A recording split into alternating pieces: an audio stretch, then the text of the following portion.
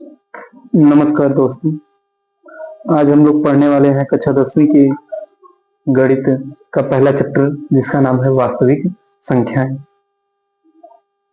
इस चैप्टर का क्या नाम है? वास्तविक संख्याएं। वास्तविक संख्याएं आज हम इसके विषय में पढ़ने वाले हैं। पहले हम थोड़ा सा पढ़ लेते हैं कि आखिर संख्याएं क्या होती हैं। ठीक है, तो पहले आता है कि संख्याएं क्या होती हैं। संख्याएं कहीं न कहीं किससे मिलती बनी थी? अंकों से। अंक कितने होते हैं? आपके अंक कितने होते हैं? 10 अंक होते हैं। अंक आपके कितने होते हैं? 10। अंकों से मिलकर तुम्हारे क्या बनती है? आपकी संख्याएं। अंक कितने होते हैं? 10। कौन कौन से? 1 2 3 4 5 6 7 8 9 और 0, या तो शुरू में ही 0 कर देगी। ठीक, आपकी ये संख्या अंकों से मिलकर आपकी क्या बनती है? संख्याएं। ठीक ना। अब संख्याएं दो प्रकार की होती हैं। कौन कौन सी? अब पहले अपनी संख्याएं आपके दो प्रकार की होती हैं। संख्याएं दो प्रकार की होती हैं।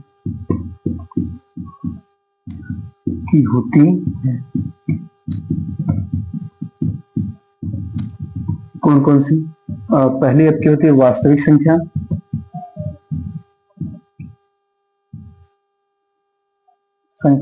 और दूसरी क्या होती है आपकी? काल्पनिक संख्या।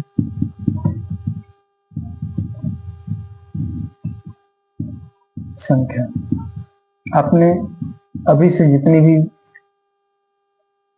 पहले कक्षाओं में पढ़ा होगा, आपने सारी संख्याएं पढ़ी है, तो वास्तविक संख्याएं पढ़ी है। ठीक है, आपको कक्षा 11वीं से आपको मिलेंगी काल्पनिक संख्याएं। इसको कहते हैं इमेजिनरी नंबर।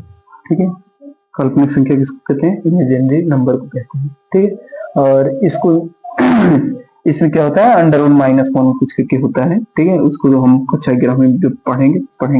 ठीक है, अब पढ़ते हैं हम वास्तविक संख्याओं के बारे में। वास्तविक संख्या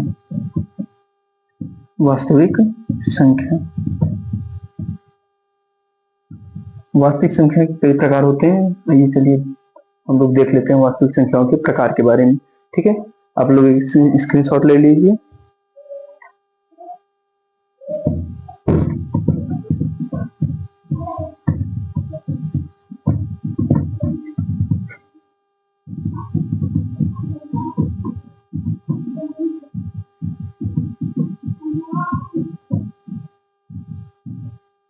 ठीक है, वास्तविक संख्या के प्रकार। वास्तविक संख्या के प्रकार।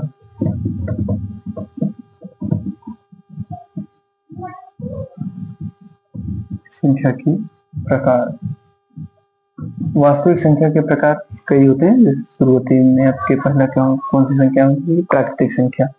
पहली कौन सी संख्या होती है? प्राकृतिक संख्या। प्राकृतिक संख्या कहते हैं किसको? प्राकृतिक संख्या किसको कहते हैं? गिनती की संख्या को क्या कहते हैं? प्राकृतिक संख्या। गिनती की संख्या कहाँ से स्टार्ट होती है आपकी? 1 से। जब भी गिनती की संख्या कहाँ से स्टार्ट होती है आपकी? 1 से शुरू होती है। यानी कि गिनती की संख्या को प्राकृतिक संख्या कहते हैं। गिनती की संख्या को प्राकृतिक संख्या कहते हैं। प्राकृतिक संख्या कहते हैं।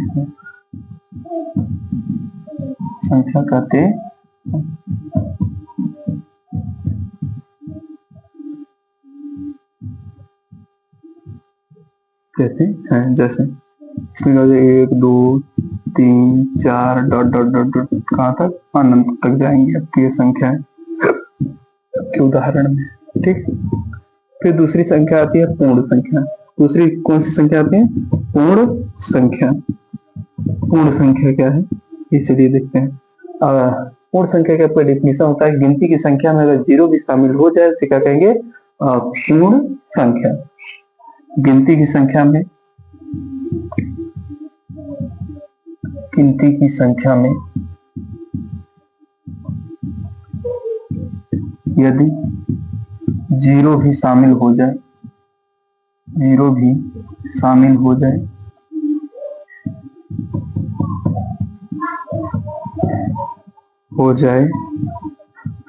उसे पूर्ण संख्या कहते हैं। कहते हैं। ठीक है, पूर्ण संख्या मतलब जीरो संख्या, जीरो मतलब कि गिनती की संख्या मतलब जीरो भी सम्मिलित हो जाए उसे क्या कहेंगे, पूर्ण संख्या कहेंगे। जीरो, एक, दो, तीन, चार, डॉट डॉट डॉट डॉट अनंत तक। ठीक है, संख्या क्या कहेंगे, पूर्ण संख्या कहते हैं। अब आती है संख्याएं कौन सी आपकी, सम संख्या और विषम संख्या। ठीक है, अब इसके स्क्रीनशॉट ले लीजिए, फिर इसके बाद आगे हम करते हैं।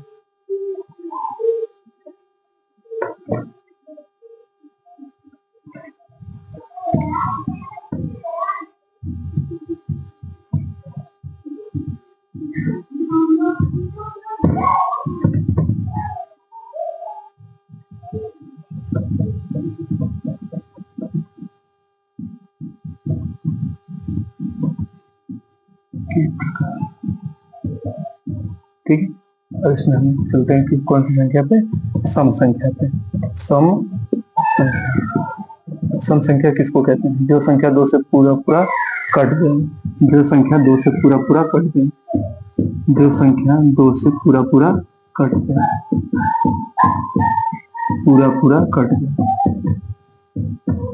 कट जाए उसे सम संख्या कहते हैं, उसे सम संख्या कहते हैं,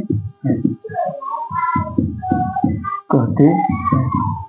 इसका कहने का क्या सेंस है, इसका बस यही कहने का मतलब है कि अगर दो से जो संख्या है दो से पूरा पूरा कट जाएंगे उसे क्या कहेंगे, सम संख्या कहेंगे। जैसे इसमें दो आपके आएंगे, 2, 4, 6, 8 डॉट डॉट डॉट ऐसे अनंत तक जाएंगे। ठीक है, फिर अगली संख्या आती है आपकी कौन सी, विषम संख्या।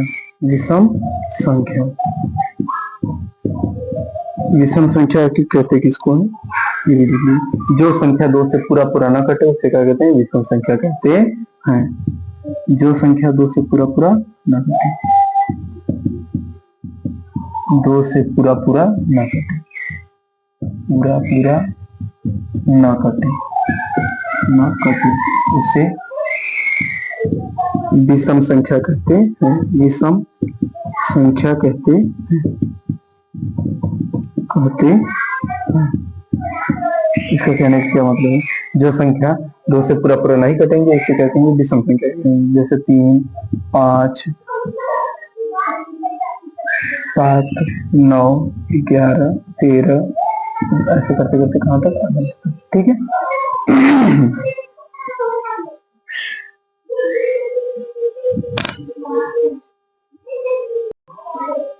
अब हम पढ़ने वाले हैं पूर्णांक। अब किस संख्या के बारे में बात करने वाले हैं, पूर्णांक। आखिर पूर्णांक क्या होते हैं, वे संख्याएं जो धन या ऋण चिन्हों के द्वारा प्रदर्शित किए जाते हैं उन्हें क्या कहा जाता है, पूर्णांक। वे संख्याएं जिनको ऋण या धन चिन्हों द्वारा दर्शाया जाता है,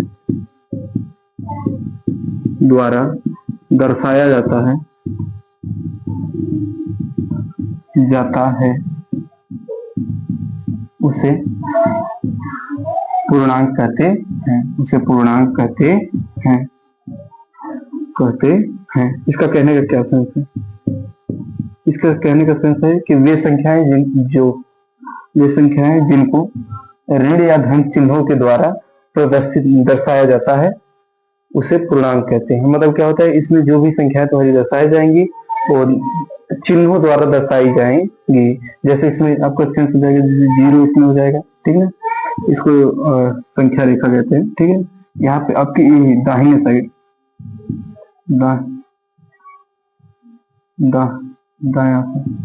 दायां पक्ष, जब ये दायां साइड आपका क्या रहेगा, सारी संख्याएं किसमें रहेंगी, धन में रहेंगी। ठीक है, ऐसे करते करते धन में आपका अनंत, धन में अनंत। ठीक है, और यहाँ पे हो जाएगा -1, -2, -3, -4 ऐसे करते करते कहा माइनस में अनंत। ऐसी कौन सी संख्या है, जैसे इसमें क्या होती है तुम्हारी अनंत तक तुम्हारी ऋण संख्या भी, अनंत तक तुम्हारी धन संख्या भी। हालांकि धन को क्या प्लस से डिनोट किया जाता है, लेकिन अगर अगर किसी संख्या के सामने अगर किसी भी प्रकार का चिन्ह नहीं है तो वो संख्या धन में ही मानी जाती है। ठीक है, इसको समझने के लिए अब उसके बाद आते हैं कौन सी संख्या, भाज्य संख्या। भाज्य और अभाज्य संख्या।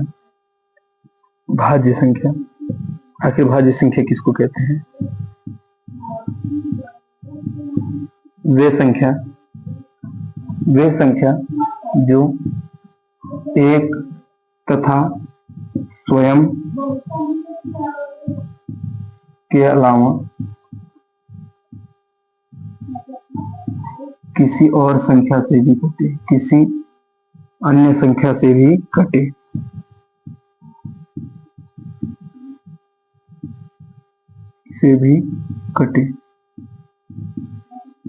इसका कहने का अर्थ है ऐसी संख्या जो एक से तथा स्वयं के अलावा किसी अन्य संख्या से भी कटे। ऐसी संख्या कौन सी संख्या हो जाएंगी? जैसे आपकी हो जाएगी क्या, चार देखिए आपकी किससे कटती है? एक से कटता है, दो से कटता है और चार स्वयं से तो कटता ही कटता है। ठीक है, और ऐसे ही आपकी हो जाएंगी छह आपका दो से कटेगा, तीन से कटेगा, एक से कटेगा और छह स्वयं से तो कटेगा ही कटेगा।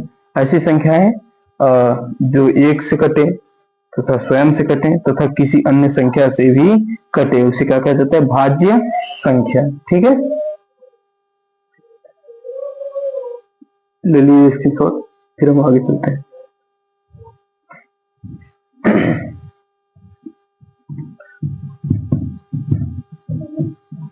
फिर उसके बाद आती है अभाज्य संख्या। अभाज्य संख्या किसे कहते हैं?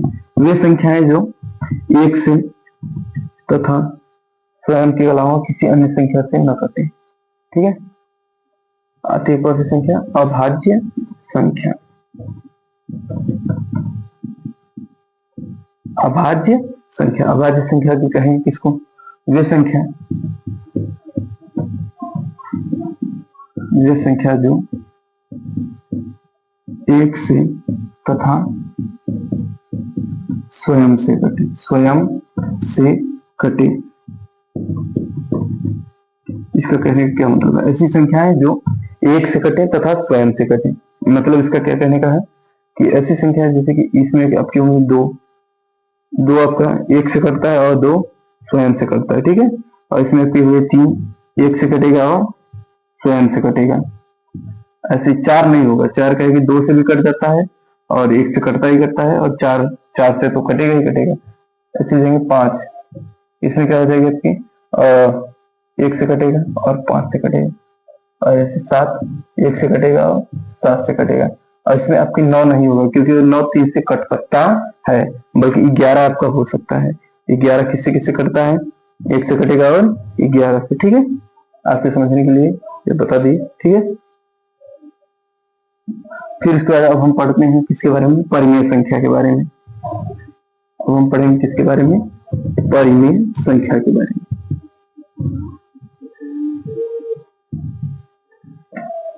अब आती है परिमेय संख्या।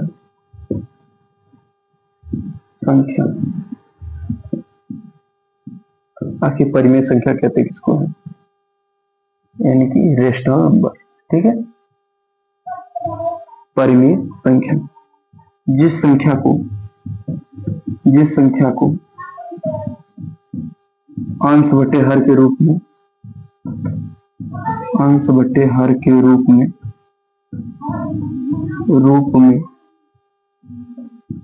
दर्शाया जा सके तथा हर 0 के बराबर न हो। इसका कहने का मतलब है हर एक, यानी कि परिमेय संख्या किसको कहेंगे? परिमेय संख्या यानी कि p/q के रूप में, जिसको अंश बटे हर के रूप में लिखा जा सके, और क्या हो? q इक्वल टू नॉट 0 की, यानी q इक्वल टू नॉट 0 का मतलब है कि q जो है 0 के बराबर न हो, यानी हर जो नीचे वाला है अंश हर वो 0 के बराबर न हो। ठीक है, और फिर आती है आपकी कौन सी संख्या, अपरिमेय संख्या, अपरिमेय संख्या। आखिर अपरिमेय संख्या कहते किसको है, ठीक है। अपरिमेय संख्या, जिस संख्या को पी बाई क्यू के रूप में न लिखा जा सके उसे क्या कहा जाता है, अपरिमेय संख्या। अपरिमेय संख्या कहने का मतलब है जिस संख्या को पी बाई क्यू के रूप में यानी अंश बटे हर के रूप में न लिखा जाए, जिस संख्या को अंश बटे हर के रूप में न लिखा जा सके, अंश बटे हर के रूप में न लिखा जा सके, न लिखा जा सके उसे क्या कहते हैं, अपरिमेय संख्या कहते हैं, उसे अपरिमेय संख्या कहते हैं।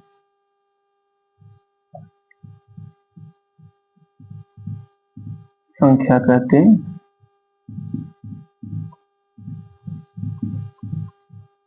इसका कहने का क्या मतलब होता है, चलिए देखते हैं, ठीक है। जैसे अंडर रूट में जितनी भी आपकी अभाज्य संख्याएं होंगी वो सारी की सारी क्या है, अपरिमेय संख्या है। जैसे अंडर रूट में 7, अंडर रूट में 5 भी होगा आपका, ठीक है। Under root 7, under root 11, under root 13, ऐसे करते करते अनंत अपरिमेय संख्या है। और अनंत आपकी परिमेय संख्या है, जैसे 1/2 और 3/4। अब परिमेय संख्या में एक चीज और आपको नोट करने वाली है, आपके अंश जो है 0 हो सकता है। 0/4 एक परिमेय संख्या है, लेकिन 4/0 एक परिमेय संख्या नहीं है, ये परिमेय संख्या नहीं है।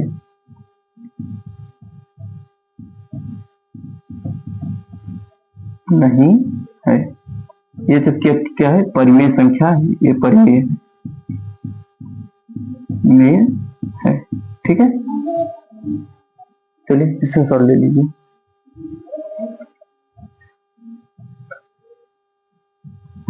फिर अब एक संख्या का और पढ़ते हैं जिसका नाम है सहअभाज्य। सहअभाज्य का क्या मतलब होता है,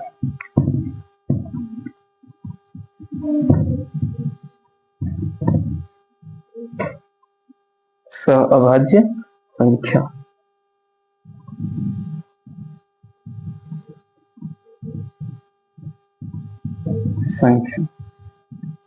इसका कहने का क्या मतलब है, चलिए देख लेते हैं। सहअभाज्य संख्या किसको कहते हैं। सहअभाज्य संख्या का मतलब होता है जैसे कोई भी संख्या पी बाई क्यू के रूप में लिखा हुआ है, ठीक है ना। जैसे कि कोई भी संख्या आपको पी बाई क्यू के रूप में लिखा है, जैसे क्या 4/8, ठीक है। इसको काट के न्यूनतम रूप में कर देना आपको कहलाता है सहअभाज्य संख्या। इसको न्यूनतम रूप मतलब 1/2, मतलब ऐसे हो जाए मतलब किसी संख्या से भी मतलब ये दोनों आपस में कटे ना। जैसे कि 3/9 दे दिया है, इसको काटेंगे तो 1/3 हो जाएगा, 3×9। तो ऐसी संख्या जिसको काट करके न्यूनतम रूप में कर दिया जाए उसे कहेंगे सहअभाज्य संख्या। इसको कहेंगे सहअभाज्य संख्या। 1 और 2 इसी क्या है, सहअभाज्य संख्या है, क्योंकि ये किसी भी संख्या द्वारा कट नहीं रहे हैं, आपस में एक दूसरे मतलब एक दूसरे से कटे न, ठीक ना। जैसे कि अगर ये 2 होता है, ये 4 होता तो कट रहे थे ना, 2 और 4 कट जाता, ठीक ना। तो ये कट नहीं रहा है, इसकी वजह से क्या है, सहअभाज्य संख्या है, ठीक है। अब हम संख्याओं के बारे में पूरा पढ़ चुके हैं, ठीक है। अब हम चलते हैं आगे।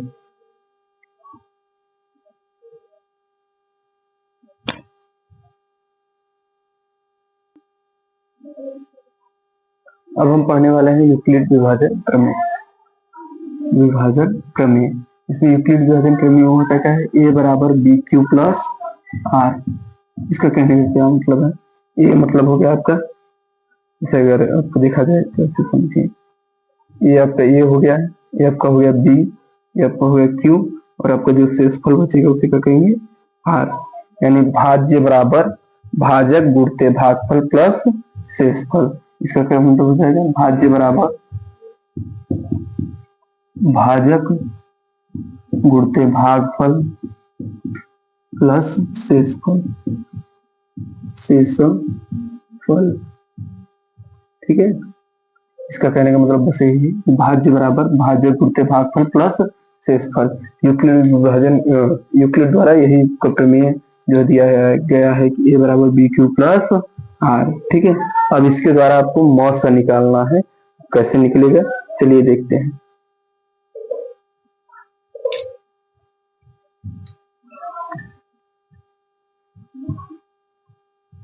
जैसे किसी भी संख्या का 3 का में 81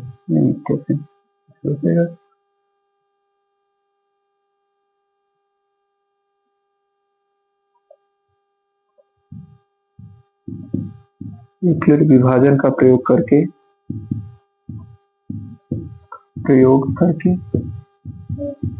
करके क्या निकालना है आपको? मस ज्ञात करना है, मस ज्ञात करना है, ज्ञात करना है।